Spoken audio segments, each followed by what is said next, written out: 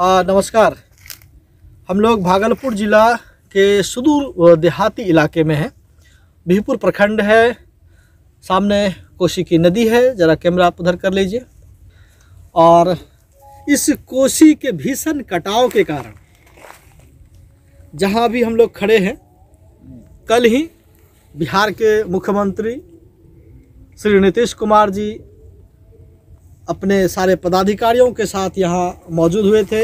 जो irrigation department है उसके प्रधान सचिव से लेकर के यहाँ के जिला अधिकारी, जितने भी आला अधिकारी हैं, सब मौजूद हुए और यहाँ के इस दृश्य को देखा। और यहाँ पर 1 साल से इसकी जानकारी हो गई है। पुरातत्व विभाग से भी लोग आए, भागलपुर विश्वविद्यालय के जो प्राचीन इतिहास विभाग के प्रोफेसर हैं, शोधार्थी हैं, वो लोग भी यहाँ आकर के इनका रिपोर्टिंग किया है। और ठीक चुनाव के बाद बिहार का दौरा शुरू हुआ है और बिहार के मुख्यमंत्री नीतीश कुमार अपने काफिले के साथ कल यहाँ आए थे और इस जगह को देखा है। ये जो जगह है बिहपुर प्रखंड मुख्यालय के ठीक उत्तर दिशा में है और ये जयरामपुर धर्मपुर रत्ती पंचायत है, हरियो पंचायत है, उसी के समीप है, उसके किनारे में बसा हुआ है। और यह जो क्षेत्र है काफ़ी कृषि का क्षेत्र है और बहियार कहा जाता है खेती के लिए। और एक फसल यहाँ पे होता है मक्के का खास करके, और कोई खेती थोड़ी मोड़ी हो जाती है। ठीक, आप जब देखेंगे थोड़ी सी दूर इधर आप कैमरा करेंगे तो यहाँ से ठीक 2 किलोमीटर के बाद एक बस्ती है जिसको गोविंदपुर कहते हैं। ये गोविंदपुर बस्ती में खास करके ऋषिदेव समाज के, जिसे आप मुसहर समाज कहते हैं, उनके लोगों का था और काफ़ी संख्या में वो लोग थे। इसी कोसी के कटाव से वो भी कट करके बह गए और अंतोगत्वा वो किसी बांध का शरण लिया है 14 नंबर सड़क का, जो NH बिहपुर और बीरपुर है, NH 106 के पास। अब हम यहाँ आते हैं इस प्राचीन टीले के पास। जो प्राचीन टीले को लेकर के जो चर्चाएं हैं, निश्चित तौर से ये चर्चाएं सही है। हाँ, बहुत ज़रा अफवाह हुआ कि यहाँ सोने का कलसी मिल गया है, तो सोने का मूर्ति मिल गया है, कोई मंदिर है, ऐसा कुछ नहीं है। यहाँ मंदिर नहीं है, वो जो भी होगा इस गर्भ में छिपा हुआ है। लेकिन यह बात सत्य है कि जो हमारा सभ्यता है, संस्कृति है, जो हमारा पौराणिक इतिहास है, जो चंपानगर का इतिहास है, जो और भी जाएंगे, खास करके चूँकि उस समय की जो बसगात होता था, जो लोग बसते थे, वो नदी के किनारे होते थे, क्योंकि एक यातायात की सुविधा होती थी, दूसरा पानी का सुविधा हो जाता था, और तीसरा वहीं पर उनके फसल, खेती, फल, इन सब चीज़ों से जीवन यापन करते थे। जैसा कि कल मुख्यमंत्री नीतीश कुमार जी का बयान है कि ये कम से कम 2500 साल पुरानी सभ्यताएँ हैं। और जो पुरातत्व विभाग है उसका आकलन है कि ये 3000-4000 वर्ष का एक इतिहास अपने आप में समेटे हुआ है। मैं आपको इस तरह फोकस करना चाहता हूँ कि बिहपुर खास करके एक ऐतिहासिक भूमि रही है, क्रांतिकारी भूमि रही है, राजनीतिक रूप से, सामाजिक रूप से और कई चीज़ों में, आज़ादी के आंदोलन में भी। इसकी जो एक परंपरा है, जो आज तक का इतिहास है, उसके साथ राजनीतिक रूप से थोड़ा चलते चलें।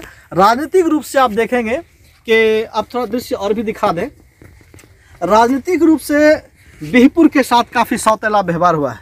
हमारा जो आज यहाँ आने का उद्देश्य, चूँकि हम लोग यहाँ कई बार आ चुके हैं और आते रहे हैं, हमारा उद्देश्य इतना है कि बिहपुर का जो सम्मान होना चाहिए था, आज़ादी के आंदोलन के बाद प्रखंड मुख्यालय था, प्रखंड मुख्यालय के बावजूद आज प्रखंड मुख्यालय ही है। ठीक, आप देखेंगे कि ये भागलपुर ज़िला के उत्तरी छोर पर है, गंगा और कोसी दोनों के बीच में है, दोनों का बेसिन एरिया है। और इस बेसिन एरिया में बिहपुर को जो सम्मान मिलना चाहिए, बिहपुर का अनुमंडल बनने का प्रावधान आया, बिहपुर नहीं बना। इसके कई कारण हैं, मैं उस पटाक्षे उस विरोध प्रतिरोध में नहीं जाना चाहता हूँ। लेकिन ये अवसर है कि हमारे इस जो सांस्कृतिक धरोहर है, ऐतिहासिक धरोहर है, आज खुद उभर करके सामने आ गया है। बिहार के मुखिया को यहाँ आना पड़ा है, पूरा आलाधिकारी को आना पड़ा है। अगर पुलिस जिला नौगछिया है और जिला बनने की बार बार बातचीत हो रही है, बिहपुर की मांग हमेशा से रही है कि बिहपुर अनुमंडल बने, बिहपुर जिला बने, और इस मांग को हमेशा दरकिनार किया गया है। हालांकि मैं किसी और के विरोध में नहीं कह रहा हूँ, लेकिन बिहपुर की जो पृष्ठभूमि है, उस पृष्ठभूमि में है कि बिहपुर को कायदे से एक जिला मुख्यालय होना चाहिए था। बिहिपुर का यह जो क्षेत्र है, यहाँ का जो थाना है 19वीं शताब्दी से ही यह थाना है। और इस थाना से जब आप देखेंगे कोसी नदी के और उत्तर जाएंगे तो मधेपुरा जिला है, और मधेपुरा, सहरसा, ये तमाम बिहिपुर थाना के अंतर्गत पड़ता था। आज बिहिपुर सिमट कर एक छोटा सा प्रखंड मुख्यालय रह गया है। डेवलपमेंट का यहाँ कोई काम नहीं हुआ है। यहाँ पर बांध का खेती होना है, ये पूरा का पूरा आप देखेंगे बड़ा बांध है, बड़ा काम हो सकता है यहाँ पर। अगर बिहार के मुख्यमंत्री इस चीज़ को सोचते हैं तो करोड़ों पेड़ लग सकते हैं बांध पर। जो उनका एक पर्यावरण को लेकर के संकल्प है, तो करोड़ों पेड़ यहाँ पे लग सकता है। बिहिपुर मुख्यालय बन सकता है। बिहिपुर के अंदर एक भी महाविद्यालय नहीं है, महिला कॉलेज नहीं है। इन सब चीज़ों पर भी सवाल उठना चाहिए। जो इस कोसी कटाव, पहले कोसी यहाँ नहीं था, कोसी तो कन्वर्ट होते होते यहाँ तक आ गई है, उसके भी एक कई कारण हैं। तो इनसे जितने लोग कटाव हुए हैं, क्या उनको पुनर्वास मिल पाएगा? जो बांध पर बस गए हैं उनके लिए इसमें क्या योजना होगा? क्योंकि कल नीतीश जी ने कहा है कि ये ज़मीन का मापी होगा, एक हम टूरिज़्म प्लेस के रूप में इसको विकसित करेंगे। वेलकम है, स्वागत है, एकदम विकसित करना चाहिए। इसकी खुदाई होनी चाहिए, मैपिंग करना चाहिए, और जो भी पुरातात्विक विभाग के लोग हैं उनको बुला करके इसको शोध करवाना चाहिए। साथ ही इसका एक डेवलपमेंट का स्रोत जाता है। बार बार चीख करके ये कह रहा है कि ये जो बिहिपुर है, असल में बिहिपुर वीरों की बिहिपुर रही है। इसके सांस्कृतिक, ऐतिहासिक, लेखनी, क्रांतिकारी, अंग्रेज़ों से कहें तो लोहा लेने का मामला हुआ हो, अंग्रेज़ों से भी इन्होंने काफ़ी लंबी लड़ाई। आपको मालूम होगा कि भारत में सबसे लंबा सत्याग्रह का जो रिकॉर्ड है इसी बिहिपुर का सत्याग्रह है। और लोग लाठी खाते रहे, गांधी जी के कहने पर इनकलाब जिंदाबाद करते रहे और जयकारा लगाते रहे, आज़ादी हमें चाहिए। और गंगा का जो धारा है वहाँ पर भी आप देखेंगे कि जब यहाँ के किसान आंदोलन उग्र हुआ तो उस समय के जो टॉमी फोर्स, अभी के जो आप कहेंगे कमांडो फोर्स, उस समय अंग्रेज़ों का टॉमी फोर्स हुआ करता था।